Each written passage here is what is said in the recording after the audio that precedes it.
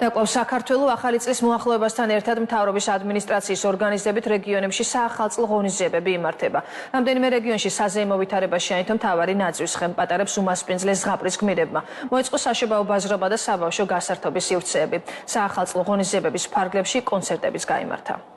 საზეიმო და მხიარული განწყობას უფევდა მარნეულის მუნიციპალიტეტის ცენტრში. პატარებისთვის ადგილობრივმა მთავრობამ საახალწლო სახლები, დეკორატიული ფოტოზონები და საახალწლო ინსტალაციები მოაწყო. სპეციალურად მოწყობილ საბავშვო გასართობ სივრცეებში დღის განმავლობაში სხვადასხვა აქტივობები მიმდინარეობდა. პატარები თოვლის პაპას ესტუმრნენ და თავიანთი სურვილებიც გაანდეს. თოვლის პაპასგან კი საჩუქრები მიიღეს. მხიარული განწყობა საღამოს ქართული ესტრადის შემსრულებლების კონცერტით გაგრძელდა. სცენაზე მუსიკალური კომპოზიციები დაუკრა ადგილობრივმა დიჯეიმაც. მარნეულში წინა საახალწლო ზეიმი ფოიერვერკით დასრულდა.